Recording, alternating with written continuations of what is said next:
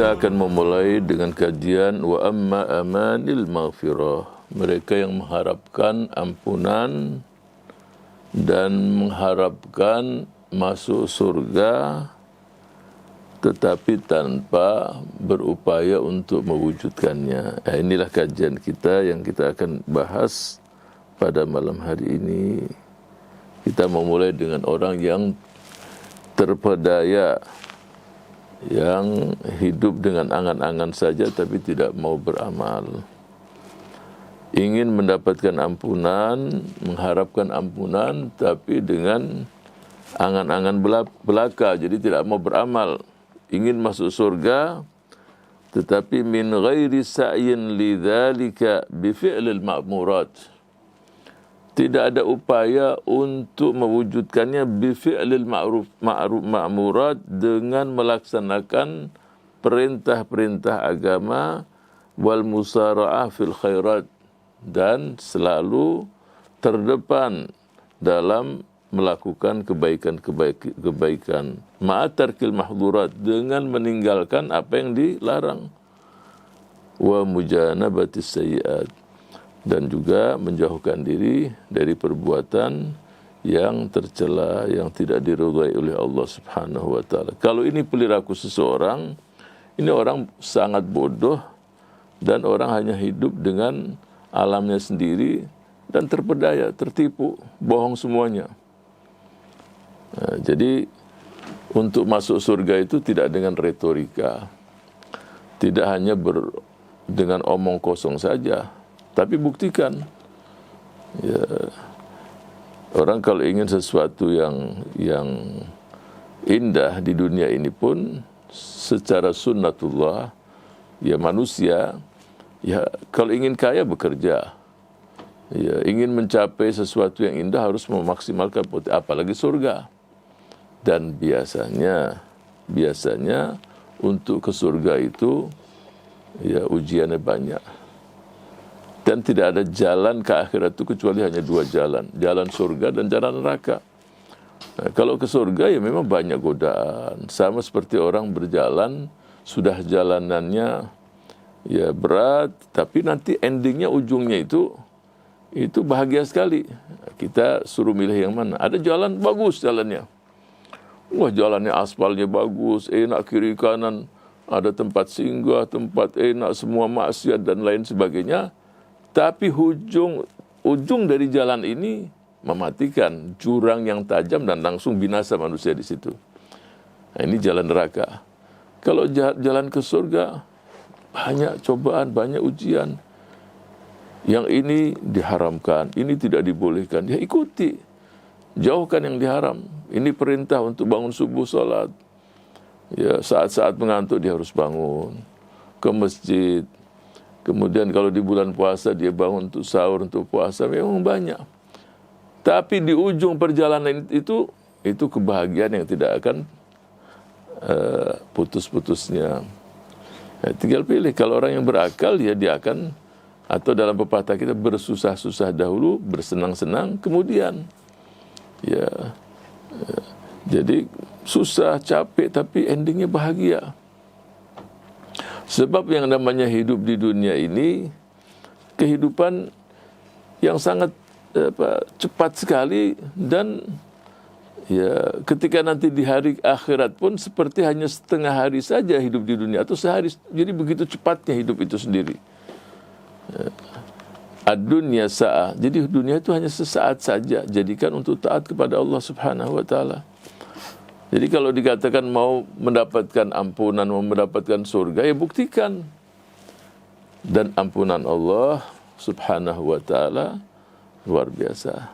Kalau kita baca, lihat dalam salah satu surat Al-Hijr, surat ke-15 ayat 49, ayat 50, Nabbi ibadi anni anal ghafurur rahim.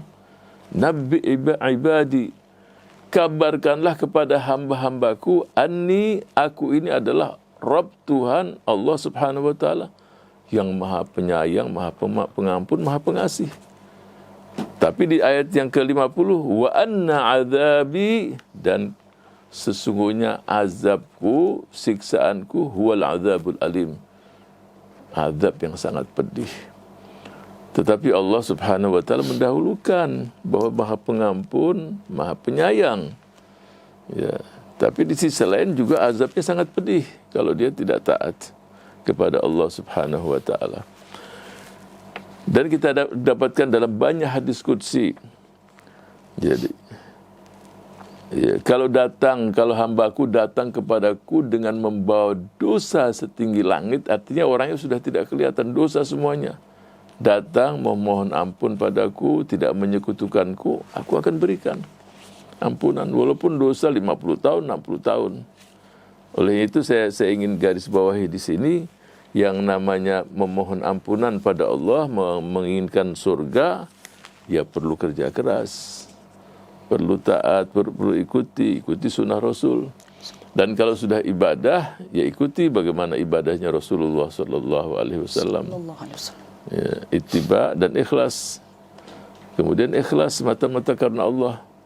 Bukan ibadah kemudian karena manusia, karena orang-orang tertentu, tidak. Semata-mata karena Allah Subhanahu wa taala. Itu. Kemudian dijelaskan di sini bahwa jangan jadikan setan itu pelindung, mohon pertolongan pelindung kepada setan, walaknya kepada setan yang Allah mengutuknya, karena setan itu punya trik, punya strategi sangat banyak.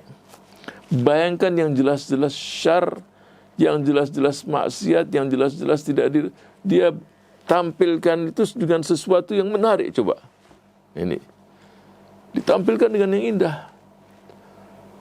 Itu banyak cara-cara setan dan disesuaikan dengan orang tertentu. Ya. Contoh seperti orang jual barang. Barang ini juga barang yang sangat jelek, tapi dibuat, dibungkus, dibuat sangat indah, orang beli coba. Nah begitu juga cara setan. Dia ganggu terus, ganggu dari kiri, kanan, depan, belakang, pagi gagal, siang, sore, sampai orang tersebut terjerumus. Ya. Contoh umpamanya, yang sekarang dengan masa setiap orang punya HP. Baru aja bangun tidur, yang biasa kalau bangun tidur dia baca Quran.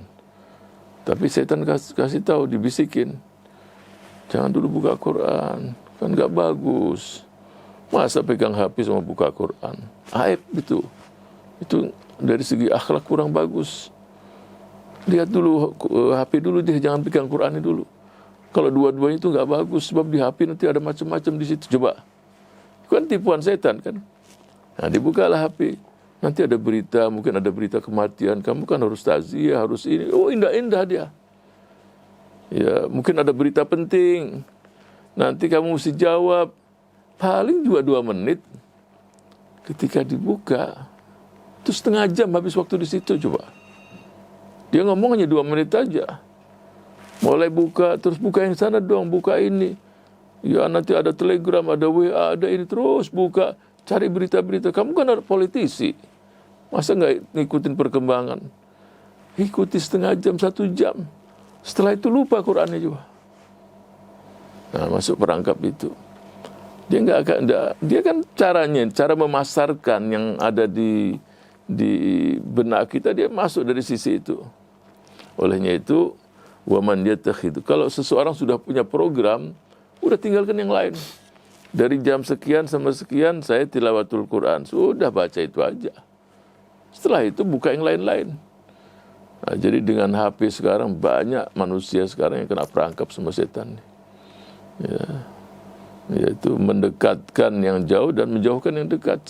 Bagaimana menjauhkan yang dekat? Istri punya HP sendiri, suami ini, anak di ujung, semua masing-masing WA semua. Yang udah dekat jadi jauh.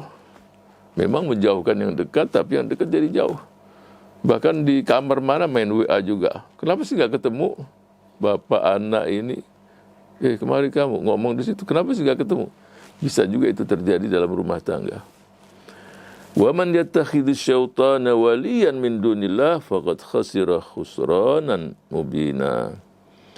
Jadi kalau orang menjadikan setan itu pelindungnya selain Allah Subhanahu wa taala, maka sungguh dia telah merugi dengan kerugian yang sangat jelas. Ya'iduhum, nah ini pintarnya setan itu sendiri. Ya menjanjikan, janji-janji gombal, janji bohong semuanya lah. wa yumannihim, membuat dia diberikan angan-angan, keinginan sesuatu yang nanti akan didapatkan ke depan. Wa ma ya'iduhumus syaitan, apa yang dijanjikan oleh syaitan itu hanya tipuan belaka. Olehnya itu, kalau ingin bertaubat, jangan ngomong, jangan hanya pandai bicara, tapi buktikan. Dan pintu tobat terbuka. Terus syarat-syaratnya apa? Ya syaratnya kalau mau bertobat, kalau dosa-dosa kecil itu insya Allah antara Jumat dengan Jumat dosa kecil terhapus. Ya, dengan seseorang mengucapkan subhanallah wa bihamdi 100 kali sehari, dosanya diampuni. Nah, ini dosa-dosa kecil. Walaupun sejumlah buih di lautan. Baca itu subhanallah wa bihamdi subhanallahil azim. Jangan kurang dari 100 kali. Walaupun seperti buih di lautan. Hanya 100, coba selesai itu. Baca subhanallah wa bihamdi subhanallahil azim. Ada yang juga menambahkan di samping itu astaghfirullah. Jadi memang diharapkan benar ampunan dari Allah subhanahu wa ta'ala. Subhanallah wa bihamdi subhanallahil azim. Kemudian di hatinya juga dia katakan astaghfirullah. 100 paling enggak sampai berapa, 5 menit juga 10 menit selesai. Nah, banyak sekali.